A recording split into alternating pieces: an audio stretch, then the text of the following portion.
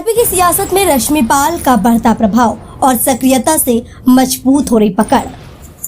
जल्द ही समाजवादी पार्टी से करेंगी मजबूत दावेदारी पेश। जनपद जालौन के काल्पी विधानसभा क्षेत्र की राजनीति में इन दिनों एक नाम तेजी से उभर कर सामने आ रहा है। रश्मिपाल समाजवादी पार्टी के सक्रिय युवा नेत्री के रूप में पहचान बना चुकी रश्मिपाल अब अपनी लगातार सक्रियता और जनसंपर्क के चलते क्षेत्रीय राजनीति में मजबूत दावेदारी पेश करती नजर आ रही है। रश्मिपाल लगातार क्षेत्र में सक्रिय है और गांव गांव जाकर लोगों से संवाद कर रही है और उनकी समस्याओं को गंभीरता से सुनते उन्हें उठाने का प्रयास कर रही है। उनकी यह कार्यशैली आम जनता के बीच उन्हें एक जमीनी और भरोसेमंद नेता के रूप में स्थापित कर रही है। खासतौर पर युवा और महिला वर्ग में उनकी लोकप्रियता तेजी से बढ़ रही है। स्थानीय लोगों का मानना है कि रश्मिपाल शिक्षित, सरल और सहज स्वभाव की नेता है जो हर समय जनता के बीच मौजूद रहती है। यही कारण कि कम समय में उन्होंने अपनी अलग पहचान बनाई है। रश्मिपाल ने कहा कि अगर पार्टी मुझे मौका देती तो मैं पूरी निष्ठा और ईमानदारी से चुनाव लड़ूंगी। मेरी प्राथमिकता क्षेत्र का विकास, बेहतर शिक्षा, स्वास्थ्य व्यवस्था, सुविधाएं और आम जनता की मूलभूत समस्याओं का समाधान करना रहेगा। राजनीति मेरे लिए सेवा का माध्यम है। पार्टी में भी रश्मिपाल लगातार सक्रिय नजर आ रही है, जिससे उनकी दावेदारी और मजबूत होती दिख रही है। वर्तमान समय में काल्पी की सियासत में वह एक उभरते हुए और सकारात्मक विकल्प के रूप में देखी जा रही है, जिससे क्षेत्र की जनता को नई उम्मीदें जुड़ी हैं। जनपद जालौन से सोनी न्यूज के लिए अमित कुमार। मैं तो एक समाजवादी पार्टी की मिसाल हूँ और समाजवादी पार्टी की मैं बराबर विधानसभा पार्टी में रहती हूँ। विधानसभा काल्पी के हर एक गाँव में जाकर के मैं जनता के बीच में रहती हूँ और जो भी पार्टी द्वारा मुझे निर्देश दिए जाते हैं मैं उन निर्देशों का पालन करती हूँ। और मेरा तो मानना यही है कि देखा जाए विधानसभा काल्पी सबसे पिछड़ा क्षेत्र है, वहाँ विकास के नाम पर देखो जीरो है। जब वहाँ चुनावी टाइम आता है तो वहाँ जिस भी पार्टी के वहाँ नेता आते हैं तो वो बड़े बड़े वादे करते हैं, हम विधानसभा काल्पी में ये कराएंगे वो कराएंगे, लेकिन जब वो बन जाते हैं, बनने के बाद उनका काम बिल्कुल जीरो दिखता है।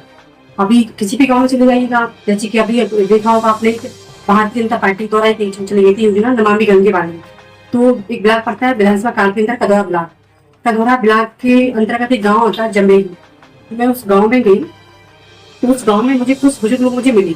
मुझे उन लोगों ने बताया कि बहन जी मेरे गांव में जो है पानी की लाइन बिछ चुकी है और टंकी भी बन चुकी है, लेकिन गांव में जो पाइपलाइन बिछी उसमें पानी में उसकी सप्लाई नहीं हो रही है। लेकिन वहाँ पे जो एक इंचार्ज होता है, टंकी का इंचार्ज होता है, वहाँ उसको रख दिया गया, उसका बकायदा वेतन भी आ रहा है, लेकिन टोटियां भी फिट हो गई ना, पाइपलाइन बिछ चुकी है पानी, लेकिन पानी की सप्लाई नहीं हुई है। तो ऐसे वहाँ कई ऐसे गाँव है जहाँ बिल्कुल विकास के नाम पर जीरो है, लेकिन ये वर्तमान सरकार बड़ी बातें करती है, वर्तमान नेता है वो बड़ी बातें करते हैं, लेकिन काम उनको कुछ नहीं दिखता वहाँ जमीन पर। अच्छा, ऐसे में आप क्या चाहते हैं, मतलब आप चुनाव लड़ने जा रहे हैं वहाँ जी, तो क्या मैनिफेस्टो रहता है आपका? देखिए हमारा कहने मतलब ये जो भी वहाँ पहली बात तो ये है कि जनता चाहती बदलाव है। जनता ये चाहती है कि अब कोई नया चेहरा आना चाहिए जो हमारे क्षेत्र में हमारे सुखों हमारे साथ खड़ा है और कुछ यहाँ विकास कराए। तो देखा जाए वहाँ सबसे बड़ा मुद्दा वहाँ पे है पानी का, शिक्षा का, स्वास्थ्य का। तो हमें मेरे हिसाब से मुझे लगता है कि वहाँ हर ब्लॉक में एक महिला एक डिग्री इंटर कॉलेज होना चाहिए हर ब्लॉक में, और एक वहाँ महिला डिग्री कॉलेज भी होना चाहिए। वहाँ शिक्षा का स्तर बहुत गिरा हुआ है, वहाँ की बहन बेटियां हैं, वहाँ बहुत ही अच्छे लोग भी है, वहाँ पढ़ने के लिए वहाँ कोई कॉलेज नहीं है वहाँ पर। शिक्षा को लेके क्या मांग करिए क्या आपने भी? नहीं, मैं तो मांग करती हूँ, हमेशा मैं मांग करती रहूंगी मैं कि वहाँ शिक्षा को लेकर के वहाँ बढ़ावा दिया जाना चाहिए, जिससे वहाँ बहन बेटियों के लिए वहाँ शिक्षा का एक वहाँ अच्छा सा स्कूल हो। मैं तो कहती हूँ वहाँ हर ब्लॉक में एक इंटर कॉलेज वहाँ होना चाहिए, जिससे कि वहाँ बच्चों को कोई जैसे बिला पड़ता कदौरा, तो देखा जाए कदौरा ब्लॉक के बच्चे पढ़ने के लिए काल्पी जाते हैं। तो बहुत सी वहाँ गाँव में ऐसे ग्रामीण लोग हैं ये जो खेती किसानी करते हैं, उनके पास कोई आय का स्रोत नहीं है। तो मुझे लगता है कि वहाँ सरकारी कॉलेज होना चाहिए, वहाँ शिक्षा का स्तर अच्छा होना चाहिए, जैसे कि हर गरीब से गरीब तबके के लोग अपने बच्चों को अच्छी शिक्षा दे सकें वहाँ पे। नया क्लेवर, नया अंदाज, आप देख रहे हैं देश का number 1 digital news channel Sony news. पैनी नजर, तीखी सोच।